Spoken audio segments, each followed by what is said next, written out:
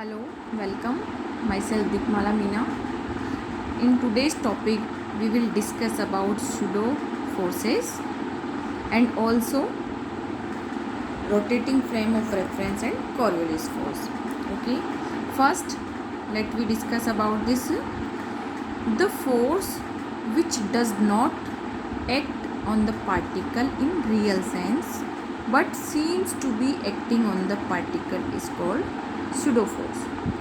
मतलब जो बल एक्चुअल में कण पर लगते नहीं हैं लेकिन लगते हुए प्रतीत होते हैं, उन्हें हम pseudo force कहते हैं या आभासी या छद्म बल। इसका कारण है कि अगर हम किसी वस्तु या कण को किसी मूविंग रेफरेंस फ्रेम से अगर देखते हैं तो वो हमें अपोजिट डायरेक्शन में नज़र आता है। तो एक्चुअल में उस पर कोई एक्सेलरेशन नहीं लग रहा है लेकिन वो गति करते हुए फ्रेम की वजह से उस पर लगता हुआ हमारे पास में प्रतीत होता है। तो ये हमारा कहलाता है आभासी या छद्म बल। अब हम सबसे पहले एक टॉपिक डिस्कस करेंगे जो है rotating frame of reference, frame of reference and Coriolis force. ये क्या है? हमारे पास में घूर्णी निर्देश तंत्र होगा और हम उसमें देखेंगे कि कोरियोलिस बल क्या है। इसके लिए देखो हम सबसे पहले देखते हैं, ये देख लेते हैं हमारे पास में एक निर्देश तंत्र है जो हम जानते हैं इसका एक्स वाई और ये जेड अक्ष है। ये हमारे पास में एक दूसरा निर्देश तंत्र है, यहाँ हम इसको आर से डिनोट करते हैं, एस प्राइम भी ले सकते हैं लेकिन चूंकि हम यहाँ एक रोटेटिंग फ्रेम ले रहे हैं तो हमने इसको आर से डिफाइन कर दिया। इसके लिए हम अभी डिस्कस करेंगे।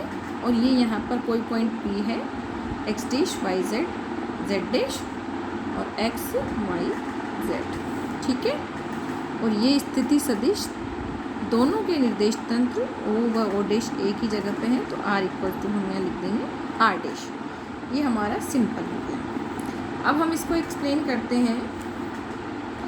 Late the coordinate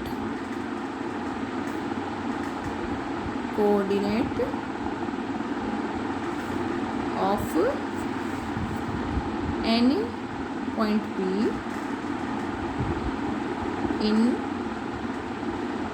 frame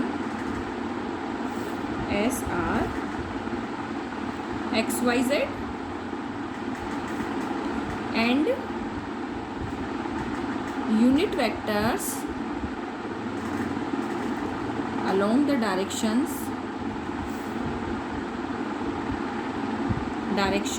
are I cap, J cap और K cap.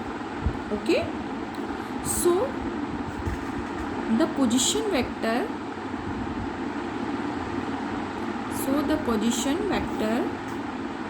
of P is OP equals to R equals to I cap X, J cap Y plus K cap Z, equation 1। हम यहाँ कह रहे हैं कि कोई point P है जिसका कि स्थिति सदिश हमारे पास में R है और उस पॉइंट P के निर्देशांक फ्रेम S में जो हम एक्स वाई जेड ले रहे हैं उसमें हमारे पास में एक्स वाई जेड तो इसके निर्देशांक है और इसके एकांक सदिश एक्स और वाई जेड डायरेक्शन के अलोंग है आई केप, जे केप, के केप है। तो हम यहाँ पर पोजीशन वेक्टर क्या होगा हमारे पास में O P equals to R i x j y plus k z. Now जो हमारा मेन अजम्पशन है अब हम वो लेते हैं। If R is another reference frame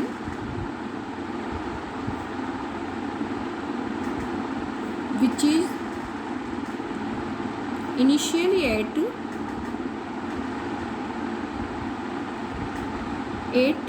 t equals to 0 coincident with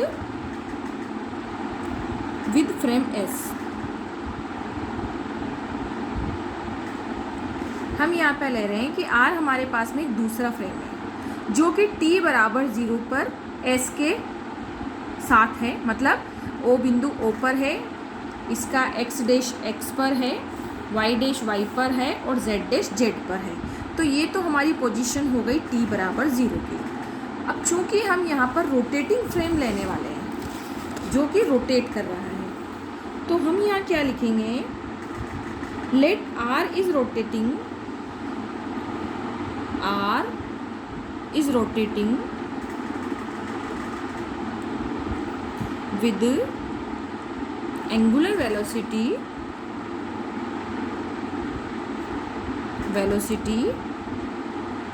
omega in such a way that origins of both reference frames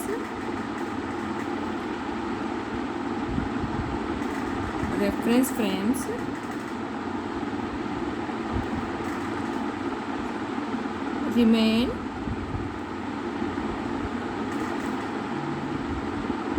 coincident। हम यहाँ कह रहे हैं कि r इस तरह से एंगुलर वेलोसिटी ओमेगा से रोटेट कर रहा है कि दोनों रेफरेंस फ्रेम का मूल बिंदु एक ही जगह पर है। Then after t seconds the axis of frame r will be inclined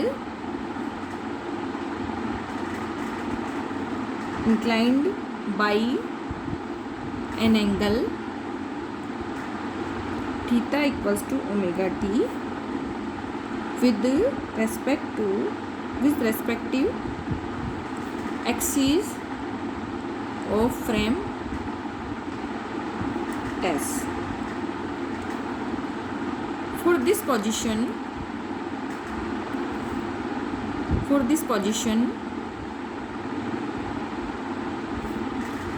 the coordinates of P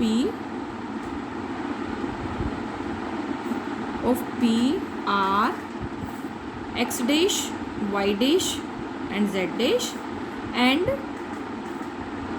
unit vectors are I cap dash, j cap dash and k cap dash. So the position vector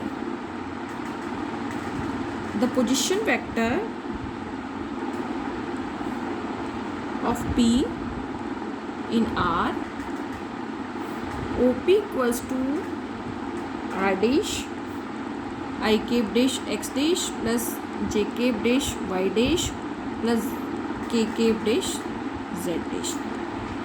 This is equation 2. Okay. The meaning of this description is this: we are having frame S and R. तो t बराबर 0 पर तो ये एक दूसरे के ऊपर संपातित है, लेकिन ये फ्रेम R ओमेगा कोणीय वेग से इस तरह से घूर्णन करता है कि थीटा टाइम के पश्चात इनका मूल बिंदु तो एक ही जगह पर है, लेकिन इनकी तीनों अक्षें थीटा बराबर ओमेगा टी कोण से घूम जाती हैं। तो इस पोजीशन में हमने जो स्थिति सदिश है हमारे पास में ओपी का ये हो गया। अब चूंकि हमने यहाँ आई कैप डैश, जे कैप डैश, के कैप डैश इसलिए डिफाइन किया है क्योंकि इनकी पोजीशन भी टाइम के साथ में चेंज हो रही है। तो क्योंकि axis of R are changing with respect to time. Okay, so the unit vectors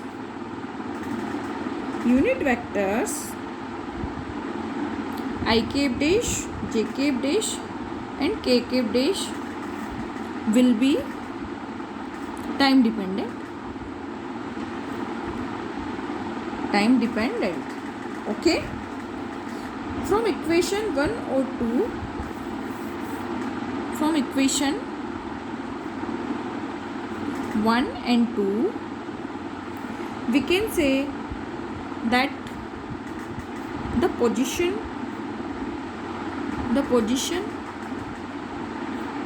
of P is given by R equals to I cap dash x dash plus j cap dash y dash plus k cap dash z dash. Okay, ये हमारे पास में क्या हो गया, this equation we can say this is 3. This equation is called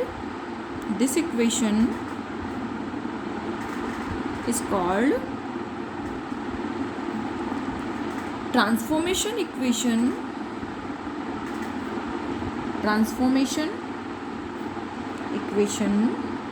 of position vector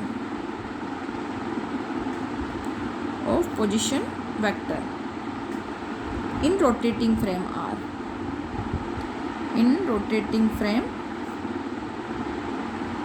R. Because we are here R and also I cap dash, j cap dash, k cap dash. Okay, so what we have learned in this topic is this. ये हम ले रहे हैं rotating frame और इसमें हम Coriolis बल को डिफाइन करेंगे. तो रोटेटिंग फ्रेम में क्या है, हमने एक फ्रेम एस लिया है और दूसरा फ्रेम इसे हम आर से यहाँ डिनोट कर रहे हैं क्योंकि हम रोटेटिंग फ्रेम ले रहे हैं.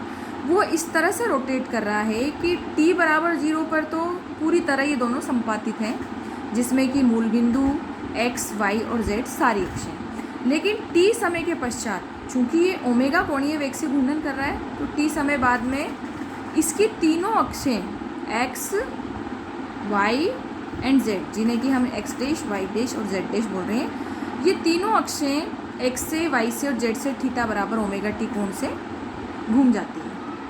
ठीक है, लेकिन इनका मूल बिंदु एक ही जगह पर रहता है. तो हमारे पास इसमें क्या है कि पोजीशन वेक्टर फ्रेम S में तो हमारे पास में जो कोऑर्डिनेट्स x, y, z और unit vectors i, j, k पे पोजीशन वेक्टर हो गया हमारे पास में r equals to i x j y plus k z. लेकिन रोटेटिंग फ्रेम R में चूँकि तीनों अक्षें टाइम के साथ में चेंज हो रही हैं, तो जब अक्षें चेंज हो रही है तो जो unit vectors which are along the axis will be also time dependent. Means time के साथ जैसे अक्षें चेंज होंगी वैसे कि यूनिट वेक्टर्स भी चेंज होगा. तो हमारे पास में यहाँ पर पोजीशन वेक्टर हम जो डिनोट कर रहे हैं वो आ रहा है i cap dash x dash plus j cap dash y dash plus k cap z dash. तो इक्वेशन और 1 और 2 से हम लिख सकते हैं आर बराबर दिस. तो ये इक्वेशन हमारे पास में क्या कहलाती है, रूपांतरण समीकरण, स्थिति सदिश का रूपांतरण समीकरण इन रोटेटिंग फ्रेम आर, घूर्णन निर्देश तंत्र में स्थिति सदिश का रूपांतरण समीकरण. ओके, नेक्स्ट टॉपिक में हम लेंगे वेलोसिटी का रूपांतरण समीकरण. Thank you.